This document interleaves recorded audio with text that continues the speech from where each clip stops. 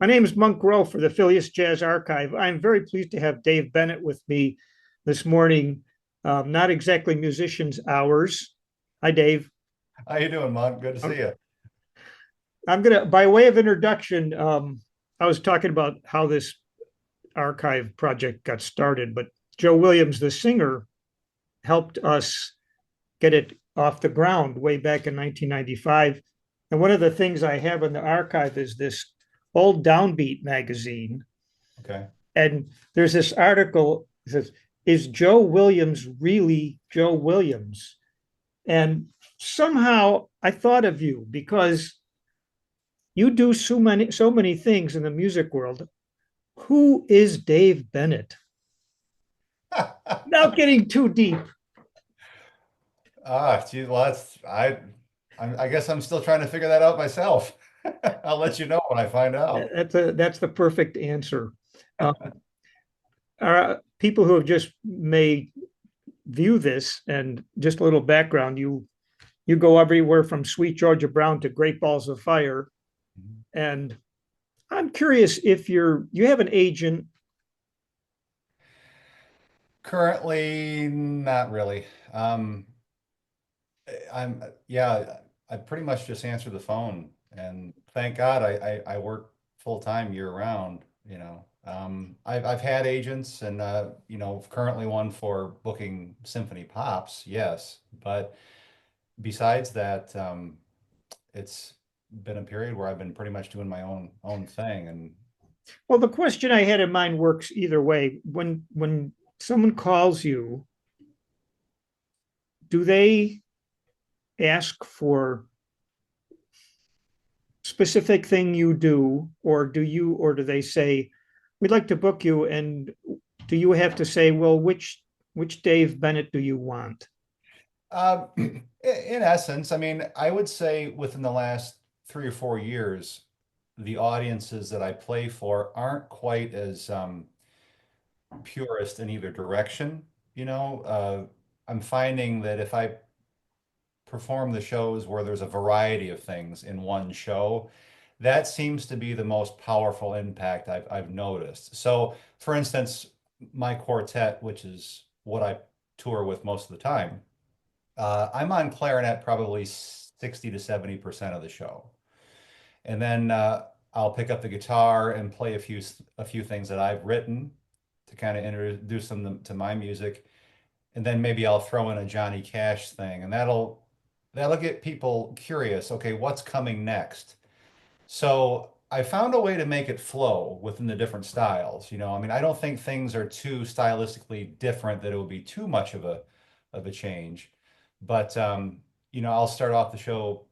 We usually open up with our version of Eleanor Rigby on the clarinet, and it's kind of a it's I've turned it we've kind of turned it into a jazzy pop funky thing, but it's not far out, but it really has a nice groove to it. So that gets people drawn in. And then I'll do a few things of my own and then keep mixing in new and old stuff. And then at the end of the show, I'll go to the piano and close with a whole lot of shaking going on, which just it's a big party at the end. So it's a long-winded answer to your question, but occasionally certain festivals might want just to hear the clarinet, in which I'd say, yeah, sure, of course, and I'll just do the straight ahead jazz. And then certain festivals might want more of a Americana roots thing, and then I'll do all rockabilly. So it's all music that I love, and I'm happy to do anything anybody would be willing to call me for. But it makes my life very rich because I'm very fortunate that I'm able to do these things, and makes me happy in the process. Well, you had a parameter there. You just mentioned you get to do what you love, Mhm. and it always strikes me there's certain songs um, under the big heading of Americana that just about touch everyone. I mean, wouldn't you be shocked if you did a concert and you sang "Goodness gracious" and nobody yelled "Great Balls of Fire"?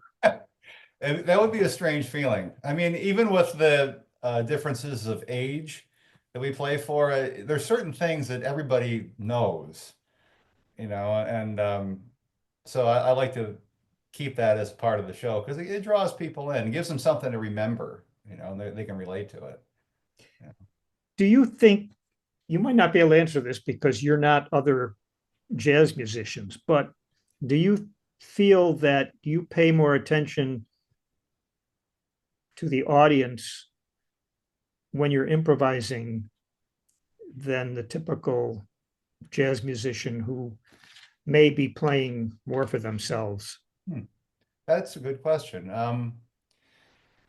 I don't I don't know if I can compare myself in that mindset to other people because I don't know what they're thinking necessarily, but I know that for me personally, I can feel the vibe of a crowd very quickly, whether they're with us or not. Um, I mean, my own personal tastes, I don't really go for jazz that's really far out. That's just me. I mean, as far as jazz goes, I'm really drawn to swing and Benny Goodman and Pete Fountain are my heroes. And obviously a lot of the guys that you've talked to, Kenny DeVerne and all those. So I think I'm very conscious of where the audience is at. I mean, you don't want to alienate anybody. It happens to be I found in my own path that the crowd enjoys the same things that I enjoy. So it just happens to work out that we're all pretty much on the same playing field. There may be an occasion, I'd say 15 years ago, it was a little harder to play an old rockabilly tune for a jazz audience because there was more of a segregation of they didn't grow up with that music. The swing era folks maybe didn't weren't on board with the 50s thing. So it was a little harder there was more ice to cut through then. So I just didn't do it as much for those crowds back then. But now everybody seems to just enjoy a good song, you know. What makes a good song? Ha! Oh boy. Boy, if I have the answer to that, what You'd makes a good write it, song? right? Yeah, that's a good question. I think what makes a good song for me is number one, can somebody relate to it? It doesn't have to have lyrics, but if you're talking an instrumental, something that has a good pocket and a good groove, whether it's pop or jazz, and a melody that someone can walk away, like an earworm, where they hear that melody and they can't get it out of their head. I think that's what makes a good song. Yeah. Yeah. You gave me a memory of we used to go to the jazz parties to gather interviews, and we went to one in Sarasota. This was probably in 1996, and a young Christian McBride was there. Oh, wow. Yeah. And this is the typical jazz party audience, retirees, and I mean they really know what they like. Uh-huh. So at the end of Christian's set, he played "I Feel Good" by James Brown. Oh, did he really? Yes, he did. He had a lot of nerve, and it kind of worked. Yeah, As you said, it's got that da da da, and everybody in their heads going da da da da da da da, even if they don't mean to. sure. Well, that's cool. Did you have any memorable moments, epiphanies, or aha moments as a kid that set you on this path? It was immediate. So I began playing clarinet when I was 10 years old in the fifth grade band. And I enjoyed swing music prior to that because I liked old movies. I used to watch Abbott and Costello and I heard the Andrews Sisters and that music. So I kind of had a predisposition for that era already. And then fifth grade came along and you could join the band if you wanted to. And my grandfather just said to me, I think you'd have fun with a clarinet. Why he said that, I don't know. I think, it was just divine intervention. But my grandparents bought me a clarinet at the local pawn shop, figuring might give me a hobby. They didn't know, nobody knew if I'd take to it or not. So they gave me the clarinet. And at the same time, they bought me a cassette tape of Benny Goodman, just figuring that I'd get a kick out of this. And I don't know how, but I just knew at that moment that this is what I wanted to do for the rest of my life. And I didn't know if you could or couldn't. I didn't know anything about possibilities of a career failing or succeeding. I just knew that something really clicked. My life felt complete. And I learned a song by ear, I think, within the first week or two. And I just moved my fingers around. I remember I'll Be With You in Apple Blossom Time. I just moved my fingers and I could play that melody. And so my teacher at the time, Jamie McLeod, who's a very dear friend of mine to this day, he was, I think, 26, and he played clarinet too, amazing clarinet player. And he got to meet Benny when Benny played at Hill Auditorium in Ann Arbor, Michigan, like a month or two before he passed away. So there was already that Goodman connection, and he was a great encouragement to me. So what I began doing was I'd play this cassette tape 1 microsecond at a time and try to play what I was hearing. And that's pretty much how I learned most of my things was by ear. You know, my reading has always lagged behind, but my ear I could hear things and play them. So that's how that early development came on. But yeah, I don't know. I was very young, but my life had meaning at that point. And That's saying a lot. Was there a point where you started to realize, you're learning these improvisations by ear? When did you connect to keys and form and relate what he was playing to chords? um, chords came much later. But as far as knowing keys and form, when I was 13, my dad saw an ad in the local paper and it said the Clarkston's a town right next to where I live here. I live in Waterford, Michigan. And it said at the Clarkston's Senior Center, they were having every Tuesday a jam session for anybody that wanted to come and play, 1 till 4. So he took me over there, and there was a group of old timers that would get together and jam every Tuesday. And I joined them every week. So when they would say, let's do, um, I don't know, Sentimental Journey in the key of C. Well, I didn't understand what that meant, but then I figured it out for myself that relative from concert pitch to B flat. And I thought, oh, okay, so that's what that means. So I would just listen very carefully and try to figure that out.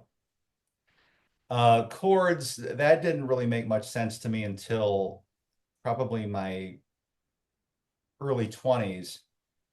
I had a friend of mine that played piano for me, Tad Weed. He was an amazing jazz teacher too. So at that point, I could play all these things by ear. I just didn't know what I was doing, really, you know.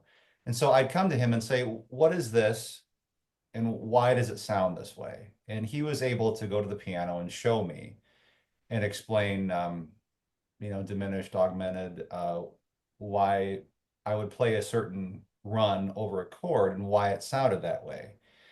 And so I did things a bit in reverse. You know, I could hear these things and play them. I just didn't quite know what I was doing. So, like, right now, I'm trying to get my reading back and my theory back. So I've been doing a deep dive into that. Tends to go away pretty quickly if you don't stay on top.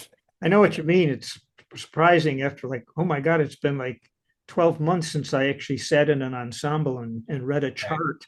Exactly. Yeah. So I'm guesting with a big band on Tuesday, and we're doing 3 Gordon Goodwin charts. Okay. And I haven't sat down to read a piece of music in quite a while. So they handed me the charts, and I looked at it. I thought, yeah, I better start brushing up on this. So those have been my days and nights here for the last few weeks. I love that phrase because I've heard it from other interviewees and that I didn't really know what I was doing. Um, in effect, you did because your ear was telling you that it's okay. Right. And sometimes, if you learn about these things beforehand, they seem imposing. And I'm not sure I want to go there. And so maybe playing by ear has a benefit to it. Probably. I mean, it helped me. you know? I mean, even now I can look at a piece of music and it seems overwhelming when you see all the what's there. But then once you play it, I'm thinking, oh, maybe it's not so bad after all. So I maybe it's just getting past some of that fear and that overwhelming feeling, at least for me. Did your parents support your um, decision to be a career musician? Yeah, they were always behind me. To be safe and to hedge my bets, I went to Oakland University and I actually got a bachelor's and master's in accounting, of all things. I never did it. I went through the schooling, but I've been touring on the road since I was 14. So when I was in high school, I would always talk to my teachers and say, "This is my situation. Can you work with me?" And I would just take my books with me. And so, it wasn't that I was gone consistently, but I'd be gone on certain weekends and miss a Thursday, Friday, and a Monday here and there. But yeah, we talked about it when it was time for me to go to college, and we just all agreed if the worst should ever happen and I couldn't play music for one reason or another, or I didn't really want to teach music, I didn't want to play in a symphony orchestra. So I thought, what could I fall back on just in case, this wasn't going to work out? And my uncle used to be CFO for the Detroit Lions. So I was thinking about something in business or economics, and I remember I think someone in the family said to me, "Well, what about accounting?" I just said, "Okay, let's do that." I mean, that's all the thought I put into it. So I went through 9 years of college and toured extensively at that point in my 20s, and got both degrees, hung them on the wall, and just kept on doing my thing. It's helped me in the business end because I do all my own budgeting, I do all the financial stuff myself, so I stay on top of it. But I'm very grateful that music is what I was meant to do. You know. Well, speaking of budgeting, do you remember how much money you made on your first paid gig? Yes, I was just out of the seventh grade. I was 13, and I began playing at a coffee house in downtown Pontiac, Michigan. My band director knew the manager, and he would accompany me down there. I didn't have a band, so he had this computer program, Band in a Box, and you enter in the music, and it would sound like a quartet playing behind you. So he cooked up about 30 or 40 tunes, and I would play there on weekends throughout the eighth grade. And yeah, I remember I made $60 plus tips each time I played, and that was 1997, and it was really something. It was, That's pretty good. yeah, Better it better was, than the $4 I made on my first gig. yeah, it was a really neat period. I mean, because the neat thing at that point was that was 1997, and if you remember, swing music came back in fashion. There were a lot of swing bands out there that were making it in the charts again. You had Big Bad Voodoo Daddy, Brian Setzer, Royal Crown Review. So all of a sudden, I saw these young people getting into this music that I had been into for the prior few years. And my classmates didn't quite get it that I was into this older music. Then all of a sudden, they saw it in pop culture, and I saw young folks that were into the same thing I was, and that was really cool. Yeah. I was going to say, were you a bit of have some notoriety in school because of your talents? It was neat. I always say that middle school is not generally the best period for most people. It's just weird and yeah, let's just get a bunch of people who have their hormones all over the place and put them in a building together. It's just a bad idea. But yeah, when I would play for the school and either play the clarinet or I played the guitar and do an Elvis Presley tune or something. And that seemed to um, help me make friends and then my friends at school would come out and see me play wherever I was playing. So yeah, it was a wonderful thing. Yeah. If you went to a gathering, a cocktail party or something, and you didn't really know anybody, and you met a new person, and they say, "Well, what do you do for a living, Dave?" Do you have a short answer? I just say I'm a musician, touring musician. Yeah. Yeah. Have you ever had anybody say, "Well, what's your real job then?" Yeah, yeah, a lot of people would say that if they don't know. I mean, I've been really blessed my entire life. It, I don't, blessing is the only way I could say it because on paper it makes no sense. Yeah, I've been afforded great opportunities, more than most, and I don't like to. If someone asks, I'll talk about it, but it's not something that you know. So yeah, people would say to me, "Is that your real job?" I said, "Yeah, yeah. I've supported myself my whole life, and just leave it at that. I mean, you don't need to, blow a trumpet and talk about you. At least for me, you don't need to talk about yourself and do that whole thing. Let the This work treat."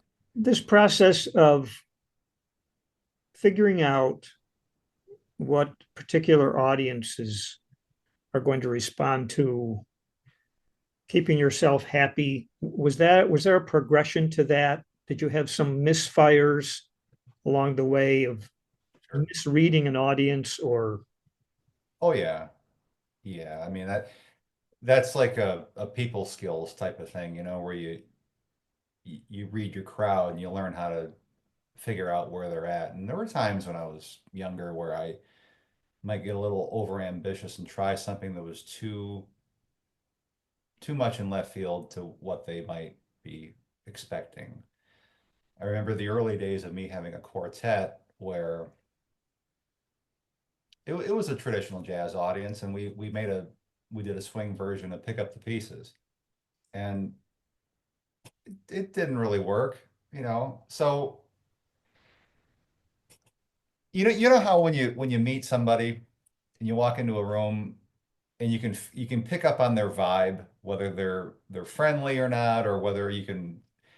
I think most of us have that in us, but I think maybe you understand too. When you're a musician, I think you're a little bit more sensitive than most, so you pick up on things very easily.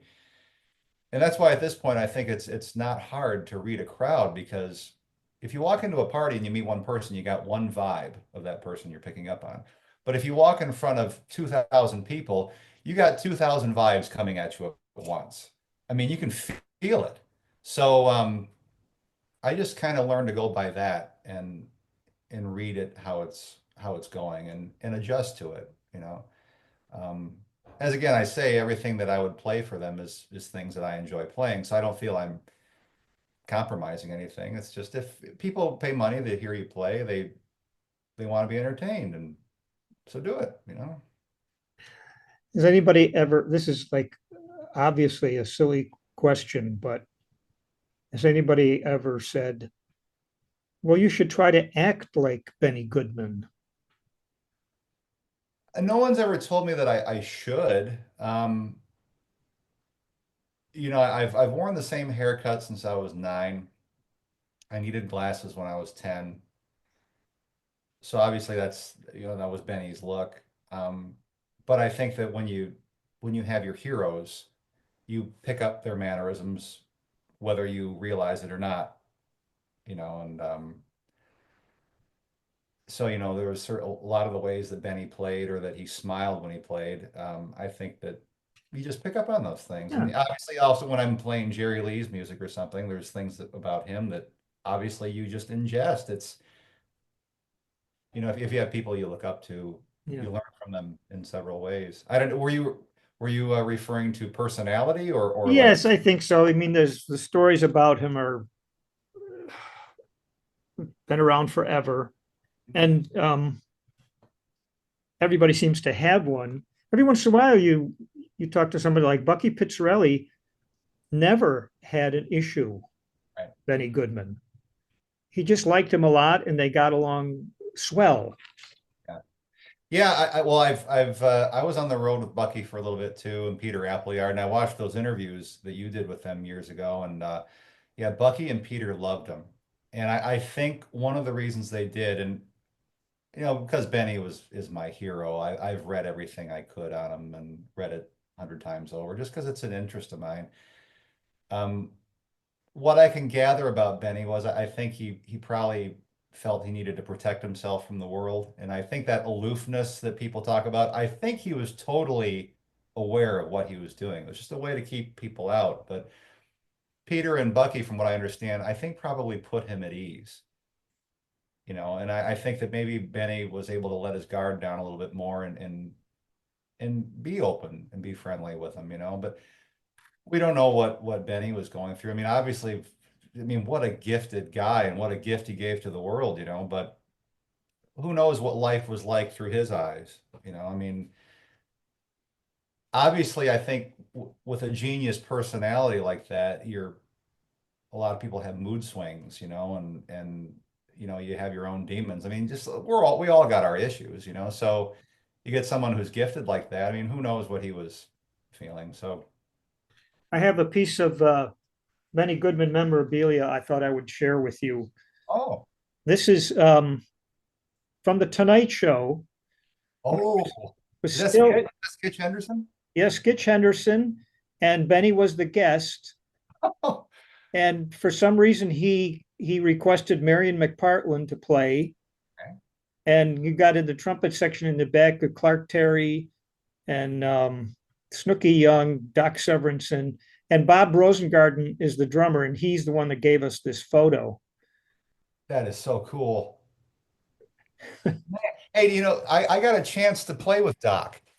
Well, I was 12 years old, and it was in Greenwich Village. My mom's uncle, she had some family that lived in White Plains, and I remember there was this documentary that came out on Benny on PBS, American Masters, and Doc was one of the people they interviewed. And so my uncle said that Doc was playing in Greenwich, and so they said let's go out and see him. So I would never in a million years do this now. But when you're young, you don't know. You don't know enough. So I just remember listening to this recording of Benny and Doc playing Sweet Georgia Brown on the trip out there, and I'm having dreams of playing with Doc. And we got to do it. He let me go up and play, and we have it on video and everything. And he was so nice. He was so nice, and we had a ball. So that was a huge thrill. Got to play with some of Benny's old guys. I mean, you know, I've had great. a couple experiences like that in this job, playing with Dick Hyman and like just like pinching myself. It Yeah. it makes you play not just better, but more wisely somehow. Well, they're our guys. They invented this stuff. I mean, uh, yeah, just to be around them, it's like being a sponge. You try to soak up everything you can. Did you ever feel like you were born in the wrong era? Um, Maybe early on, but now, no. I think that whatever I'm meant to do, I've been placed here for a reason, and for some reason, all these different musical influences I have made me who I'm trying to be now, and I don't think so. I think I'm probably where I'm supposed to be. I'm glad to hear that because there's not much sense in feeling that way, but you're also bringing the genuine music to a lot of people and sort of in your own way, keeping it out there and alive. I'm trying to anyway. Yeah. Yeah, I'm telling you, there's nothing like on the piano doing Jerry Lee Lewis. That is just like a joy. Well, yeah, I remember I was 12 years old when I first heard his music. I bought this Billboard rock and roll set. It was 1957 through 61, and I mean for pure enjoyment, my 50s is just I love that era. I love the music. I love the styles, and but yeah, a whole lot of shaking and Great Balls of Fire were on there. And I just remember number one, it made me happy. It was just such a great sound, great groove, great pocket. And it wasn't until my early 20s that I wanted to learn how to do that properly. I mean, I would dabble at a piano at school if they had one, and I could sound out a very elementary version of a whole lot of shaking going on. But I was about 23 and I got the bug again, and I thought, I want to learn this. So I just grabbed all the recordings of his I could and learned it by ear, and and now I'm doing it more. You know. Where do you write your original material? I mean, do you sit with a guitar, piano, or do you think beforehand and get some lyric idea? All the above. It just depends.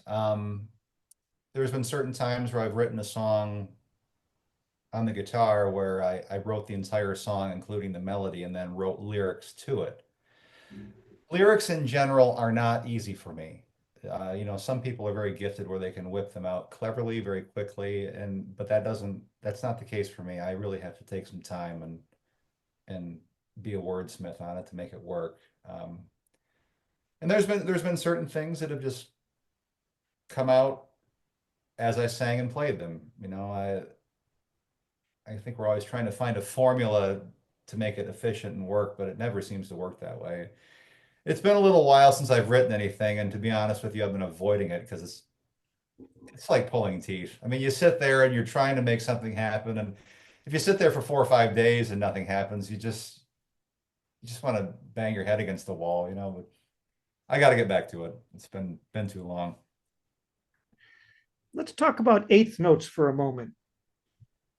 I'm always fascinated. I've always been fascinated with the idea that for centuries, eighth notes divided a beat in equal parts.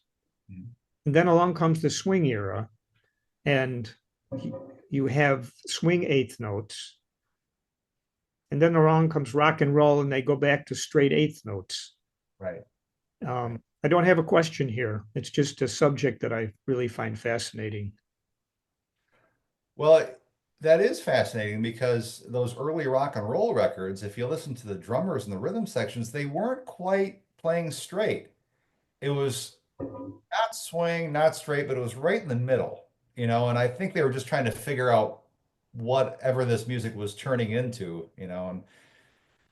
But yeah, totally. And then with the some of the more modern jazz guys were guys who play the eighth notes behind the beat, and then you got the swing guys that were right there. And I guess over time you learn your ear can decipher what's going on, you know. It's a very good observation on that. Yeah, I never personally I like playing things on the beat. I like that where that's what I love about swing. I mean, those guys in the late 30s and 40s, and they just you could just you don't even need the rhythm section really. The way those guys they were so strong rhythmically, and that's an art in itself. Exactly. And I remember one of our folks talking about that. Like you have to be your own rhythm section. You have to have that feel and that drive within yourself and then match it with whatever you're surrounded with. I remember Dan Barrett telling me that when he was in Benny's last big band, that Benny would rehearse the band without the rhythm section, and he didn't want to hear any toes tapping either. Like they had to have such an internal sense of swing and rhythm. And he said it was really scary, because he was watching them and listening, but he understood what he was driving at, and it was a very effective. The band really learned how to drive forward. I thought that's because Benny's gift of that rhythm. I mean, you could dance to his playing without a band. It seemed like he was so strong rhythmically. You know, Hmm. You studied his, excuse me, his career. Why do you think he was dubbed the king of swing? boy. Well, for my mind, as far as being a clarinet player, I don't think anybody played like him prior to him. That's number one, you know. And I think he came along just at a time where that whole thing was meant to be. I mean, he just had such an incredible band, and it swung harder in my estimation. It swung harder than anybody else. That's just my opinion. You know, it was tight, it was musically pristine, yet loose, and it drove really hard. And I don't know. It was just a winning formula. I mean, I don't. It was just probably by design. That was supposed to be his thing, and it just hit the world at the right time too, with the Great Depression and everything. It gave everybody a sense of relief and joy. That's the thing about his music. It makes you happy. I can still listen to his records, and everything's okay. You know. Everything's okay. I like that. It's interesting you said about how hard it swung because that photo I showed you with the Tonight Show band, Skitch Henderson was responsible for that gathering, and years later, I'll make this brief, but years later he ran into Benny Goodman on it. Their tours um, came together, and Benny was talking about that night, and he said, "Yes, Skitch, but it didn't really swing." And here he had the cream of the crop. And I'm wondering if it had something to do with his instrumentation wasn't quite as large as some of the swing bands. And I wonder if he liked that a little bit lighter, not ponderous um, feeling. I saw that interview. Yeah, and that stuck out to me too. I think with Benny, number one, they said that with Benny, he was not gifted verbally at communicating things. He didn't have that ability to communicate properly, probably what he was thinking. Um, as far as it not swinging, maybe for Benny, his identity and his pinnacle of sound and swing was that band he had in the 30s. And I think that years later, he was trying to get musicians that could play and sound like that with the same sort of approach to swing. And even though he had several bands that were just as talented and swung in a different way, I don't think it was the same as he remembered from the days where it was his thing. I remember reading something where in 1950, 51, where they re-released they released the Carnegie Hall concert. So his idea was to get a band together again and re-record the old arrangements and go back on the road and kind of get that old thing going on. And it was great. And I forget where I read this, but they said they were listening to a playback, and Benny was sitting on the ground listening, and someone said to him, "Boy, it sounds great, doesn't it?" And he says, "Yeah, it sounds good." But he says, "But it doesn't sound like the band, you know." And I think it was just there was a moment of glory he had that he wasn't able to get other guys to do the way that he wanted to. So I think when he said, probably, I'm just assuming I wasn't there, obviously, and I'm much younger, but from what I can gather about him, I think there was a certain special period that he just couldn't quite get other musicians to do. So maybe he meant that it didn't swing the way that he would have wanted it to, you know. Well, he had that amazing success. If what I've read is correct, out the Palomar Ballroom, and um, it's hard to separate your memory from something that is so consequential in your career. Like Yeah. that was the moment, and we paid our dues to get there. So carries a weight. I think I was reading where Lionel Hampton said that the days that he'd be playing with Benny it was when Charlie Christian was with the band. And those are my favorite recordings of his. I think he was on fire, and they said that Benny be playing and he was so happy you could see tears coming out of his eyes. So again, here's this guy who's got this tremendous gift, but he wasn't able to communicate verbally very well what he was feeling, but it all came out in his music. So that had to have been something for him because it was a special time. Apparently, everything was working just the way he wanted it to do, and the guys were playing the way that he would prefer it. And it was probably harder for him later on to find guys that could recapture that the way that he wanted it. You know, uh, I don't know. I assume Interesting. you've watched the Benny Goodman story with Steve Allen Oh yeah. a few times. Oh yeah. me, me too, and the Glenn Miller story. I mean, I was Glenn Miller's band, the LPs, is what first got my attention as a kid, I think. Oh But yeah. you know that they're Hollywoodized, but they're fun nonetheless. Totally. I mean, I'm a huge Glenn Miller fan. In fact, I think Glenn was on my radar before I heard Benny. You know, so I love all that stuff. You know, a lot of good memories. And are you aware of Sal Yagid?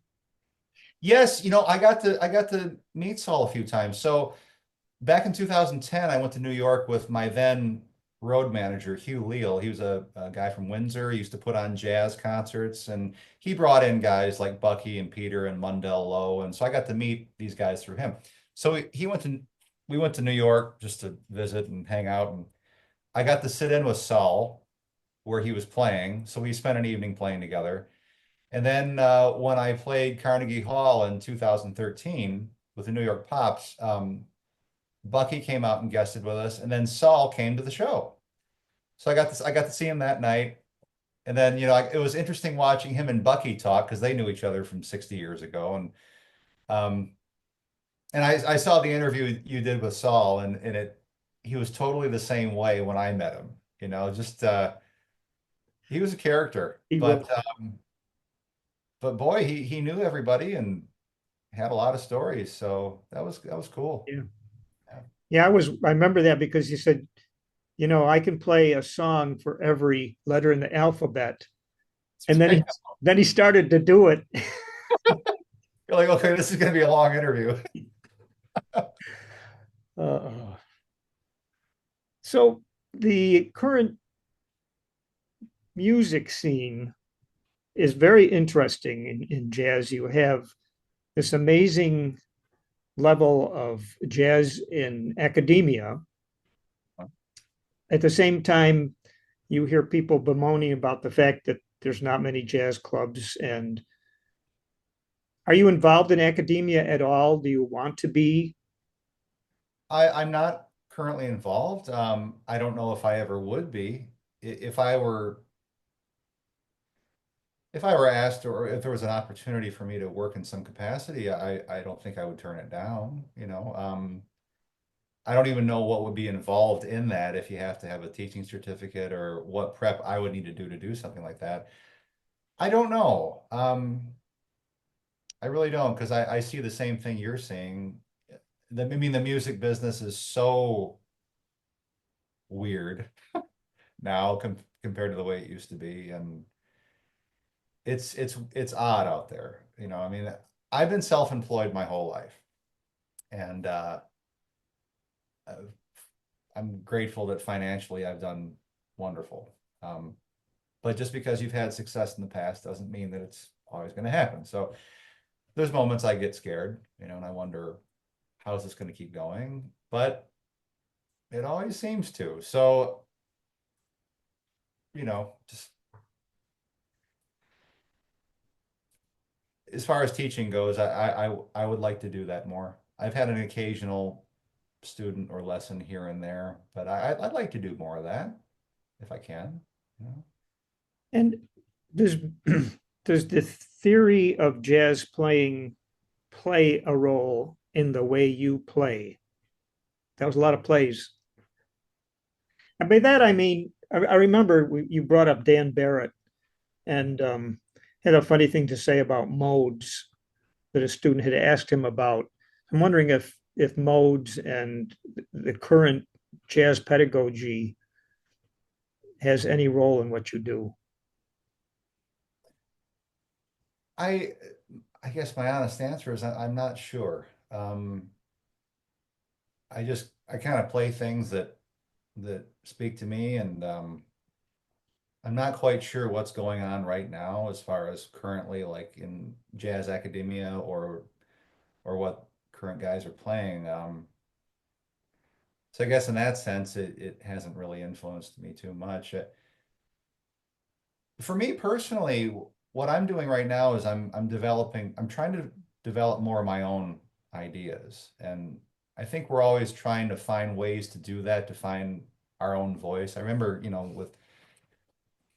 I got to meet Kenny DeVerne about a year before he passed, and I remember he was very friendly and me, and he was really big on finding your own voice. And you're always trying, okay, well, I get the idea of finding your own voice and your own ideas, and like you talk about modes and the way you play, what will give you your own distinct sound, but it's just trying to find how you do that. So what I found now is after a long time of listening to various different types of jazz or music and trying to learn things that maybe I don't like stylistically, but it would help me to get my mind moving in a certain direction. For instance, learning things by musicians that play more far out. Even though it's hard for me to like that stuff, it would help me as a player. But what I found now is, guys like Benny and Pete Fountain, and I like their ideas the best. So what I'm doing is each day I'll learn, just for my own enjoyment, a new solo of one of them from start to finish. And then from that point on, I'll just start developing little ideas based on what I just learned them do. So I'm using that as kind of a template because I like what they're doing. I like the patterns, I like the harmonies, I like the drive. Then I'll say, okay, I see what they're doing here. Now I'm just going to build something of my own off of something like this. And as a result of me doing that, which I've started doing back in January, I'd say it's been as recent as that, it's reignited my love for this because I'm having more fun now. And that's just my own little personal path on another step in finding my own personality as far as a player. And so now it's not as much work to practice. I'm enjoying it more because you know, you only got so much time on this earth, and I might as well just do the things I want to do. Very thoughtful about. Are you a man of faith? Does it? Yes. Yes. And how does it help you in your day-to-day dealings? Well, you know, I think I've been a Christian since I was very young. I didn't understand it, but looking back, I think that the light bulb probably went off for me at an early age. Well, number one, I realized that I have been given a gift, which I'm very grateful for. It's not my own doing. I've received a gift. I work my hardest at it to cultivate it and do the best I can. And where this plays in for my own peace of mind is if I can keep my mind in that sense that what I'm doing is a service. It's not to sound pious or anything. I'm just being real. In a sense, it's a ministry because if I can go out there and play for people and give them some joy, then that's why we do this. So then it becomes less about me because I think anybody who's an artist or a musician, sometimes we get to grow too far inward where we're looking at ourselves and gee, I hope I can do this perfectly or I can keep improving, me, and that can be really defeating. So I'm just trying to balance working really hard with all my might at this that I've been given. But this is apparently what I've been put on earth to do. So if I can do that to the best of my ability, then I'm happy. You must run into some potentially aggravating situations on the road and with the different ensembles you find yourself working with. How do you deal with that? Fortunately, there's rarely a bad situation I'm put in. If I'm working with different ensembles, I've noticed I'd say 99.9% of the time, I will know the people that I'm playing with. I rarely am I put in a position where I'll be dropped in with musicians that I don't know. And if I am, I've never really had a bad situation. There's been a couple things that have caused the sweat to run down my back. Um, but you think, okay, well, not much I can do about it, and if there's a situation that's really bad musically, then I just look at the personalities I'm with. And generally, if they're very kind people, then you just encourage each other and you say, hey, let's go out there and have some fun, Yeah. and life is too short. Yes, and this gig will end if it's Yeah, I mean it's not the end of the world. I mean, I can get just as uptight as anybody on the inside, but you don't want to let those things come out because this may be the one time you're working with somebody. And if they have this one memory of being with you for an hour or two, you want to leave them with something good. That's more important. It's not easy. It's not easy, but it's important, you know. You had a couple of Arbors recordings, which I was happy to hear about, and that's a wonderful label, and so happy that they took an interest. And Matt and was just a good service. Speaking of service, they really provided a service for a lot of people. Matt was amazing. Rachel is amazing. I see her every year when we play at the Suncoast Jazz Festival, and yeah, they were really, really great. I mean, they did a lot of good for a lot of musicians and a lot of people. And yeah, those records I did for them were a great memory, especially the tribute to Benny that I did, because I got to work with Dick Hyman and Bucky, and uh I was fortunate, really fortunate to be kind of on that last wave to get to know these guys that were there for the original thing. And as a young guy, for them to give me their stamp of approval gave me some confidence that okay, I guess I'm doing okay, and I got to spend a lot of times talking with Bucky and Peter Appleyard and just asking them stories and asking them what it was like. And I wish I could do that all again with them because now just being older and maybe a little bit more mature in some ways, there's certain other things I'd like to talk with them about and ask them about. And, you know, um, yeah, I really treasure those things. They were really, really good memories. Yeah. So I have an idea for your shows. I think you should introduce the Mozart Clarinet Concerto and see how that goes over. Oh, classical music for me is something that's scary.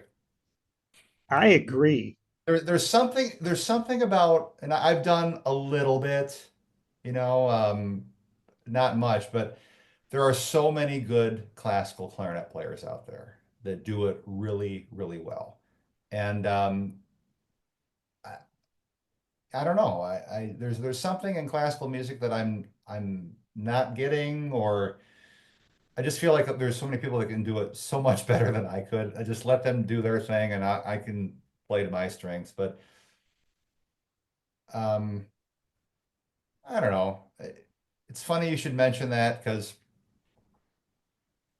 I just hooked back up with my first clarinet teacher, and I had a lesson with him last month. I'm gonna have another one with him next month. And since he is such a master at classical music too, and theory and reading, he's able to help me in a lot of areas that I'm pretty rusty at. So just for my own curiosity, he is taking me through some of the classical pieces. And one of them I want to work with him on is the Debussy First Rhapsody, and that's a really challenging piece. And Benny did a great recording of it in 1940. Um, I don't know if I'll ever have the guts to do it on stage. Maybe, I don't know, but you know, I'm noticing in the last few weeks I've been looking at it, it has opened my ears to different things, and who knows, maybe it'll spark a new creativity in me. I don't know, you know. But yeah, I don't know. Classical music is something else. You know, you really got to have your ducks in a row to do it properly.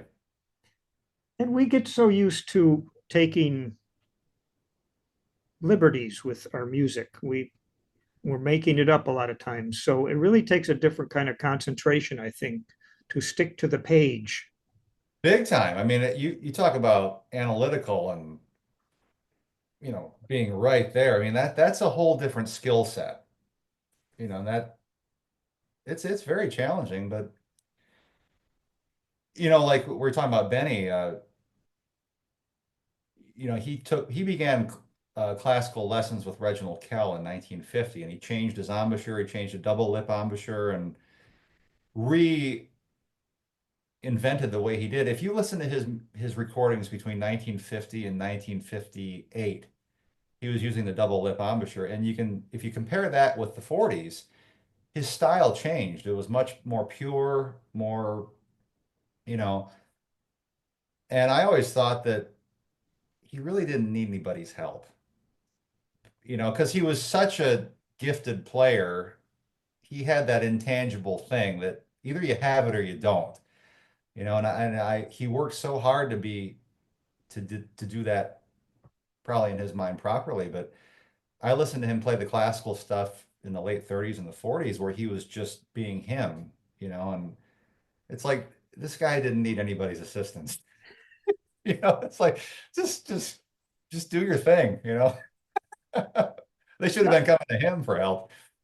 I could almost see that moment, like some teacher telling Benny Goodman, "Well, you need to change your embouchure totally." Like, come on, What are you, out of your mind? yes, Yeah, don't go there. yes, maybe I'll be successful then. Yeah, you might make something of yourself. It's like, oh, geez. Do you play the saxophone as well? I haven't touched a saxophone since high school. I used to play tenor in the jazz Yeah. band, but no, there's a lot of great sax players out there. I guess if I'm to play a different instrument, I've always had more of an interest in doing the guitar or the piano besides the clarinet, and there's a lot of killer doublers out there. I think Adrian Cunningham. Yeah, he's killer. I see him quite a bit on the festival circuit. And he plays all the woodwinds, and as far as woodwinds go, I'm pretty much stuck to the horn, clarinet. Well, it's another case to carry too. Who needs I that? know, I know. I got this uh, Gretsch guitar case. I had a flight case I had made for the guitar, and it's like, what, I got enough stuff. And I assume you get to take your clarinet with you into your seat. Absolutely. I got one of those cases that hold two, you Hmm. know, because something can go wrong with one, and you always got to have a backup, at least for my money. Yeah. Well, I admire you for your fashioning a career that is. I've heard people say. I mean, you and I do a lot of the same things, and sometimes I've heard people tell me, "Well, I don't know what to expect when I go to one of your gigs," and as if that's not a good thing. Hmm. Have you ever had anybody like question your versatility? Only if they've never heard us, So there's been times where people will say, after the show, they say, I guess it's a compliment, where they would say, I heard this was a jazz concert. And they say, I don't like jazz, but I loved what you guys did. Unfortunately, I think nowadays the word jazz scares people away in a lot of times because they have a preconceived idea of what they might be getting. Like to them, maybe jazz is something really far out that they don't understand. Where just like rock, there's several different types. So that's an interesting thing I've noticed. But um, no, every time people after the show, they're always surprised in a good way, and it's just trying to lure them in, you know. One word that I don't think is connected to jazz now enough is joy. Yeah. Like jazz is heavy and it's it's up here. And the fact that you spread joy, I think you just described it. What people say, I don't like jazz, but I liked what you did. Yeah, I don't quite understand like that seriousness, you know, that darkness. Again, everybody has their own approach to it, you know. And if they want to be more serious about it, you know, that's their thing. But I, for me, if you're up there performing for people, I think it should be more of a conversation. I remember hearing somebody say, well, you know, it's our job to educate the audience. And I was like, oh, come on, you know, lighten up, you know. For one thing, that sounds really pompous. And second of all, no, we're there to give them a break, to give them something to enjoy. And my own approach to things is when you're on stage, no matter where you are, make it more of a conversation. You know, we're all in we're in the same spot here, you know. I think if you just approach it that way, people can feel it because an audience can feel if you're distant or not. And I think they want to be able to connect with you, you know. Why not? First of all, it's a miracle that any of us can do this for a living, right? You know, and it's getting harder. It's getting harder. I mean, there's not as many places to play as there was 30 years ago. So the fact that we're out there able to do this, um, let's squeeze every ounce of enjoyment and joy that we can out of this. You know, at least that's the way I think about it. Do you have a preconceived or set amount of compensation that you're ready to negotiate with to start with when you get a phone call? Because negotiating at every single gig um, gets tiresome. Yeah, I think there's different rates of compensation for different sort of venues. You know, I mean, I've had to raise prices just because of inflation. You know, just I mean, and fortunately, no one's had a problem with that. They're willing to pay, and yeah, I would say so. I have different fees for different things. Like a performing arts center would be more because they have more of a budget.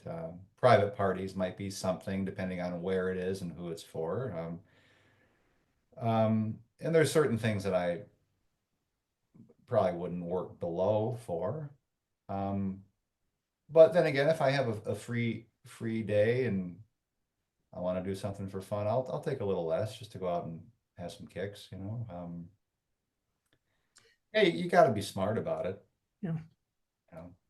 Uh, I remember the first couple of times I heard gentlemen like Milt Hinton and Bucky and talking about the fact that they still played at weddings.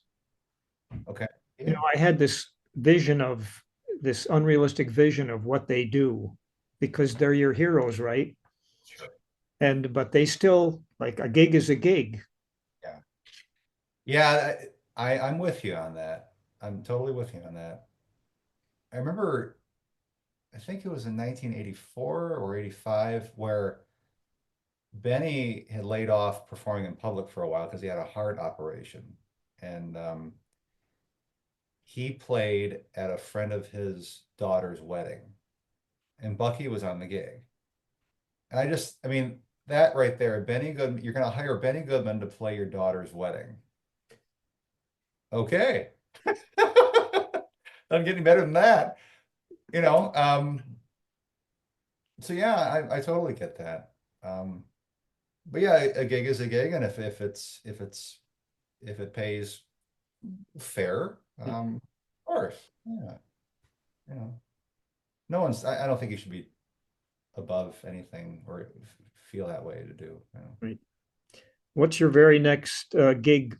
Speaking of gigs, I'm playing Saturday night. There's a place in Brighton, Michigan called I think it's an Italian place called Ciao Amici's, and we're going to be doing two shows Saturday night, and that'll be the full thing, the jazz, the rock, the craziness, and then Monday I've got a private event, duo performance with my piano player. Tuesday I'm guesting with the Mott Community College Big Band. Wednesday I'm playing at the Zenders Frankenmuth Ragtime Festival, and then Thursday I'm off to Minneapolis to play 4 days with a friend of mine, Steve Pacall. He's a bass player, and they're bringing me in to do some things. And then month of May is a little lighter. The last 4 months have been heavy travel. So I figure in May maybe I'll try to sit down and get creative again and see what happens. write some songs and work on the Mozart clarinet concerto. I have a funny feeling the songs actually might come before the Mozart does. Well, I've really enjoyed this conversation, Dave, and Oh, likewise. This has been uh, great. I wish you the best and keep that craziness in there, as you mentioned. When is this going to be available? It'll be on our YouTube channel probably within 10 days or so. Fantastic. Yeah, my wife transcribes these and then um we do editing if we need to, but you didn't swear at all, so I don't have to take anything out. No, I try to keep that to a minimum. No, but when should I get to the New York area where you are, I'll give you a ring. Please do. I'll in That, person. that, that would be a gas. All All right, right. I'll just pause this and we'll say our goodbyes.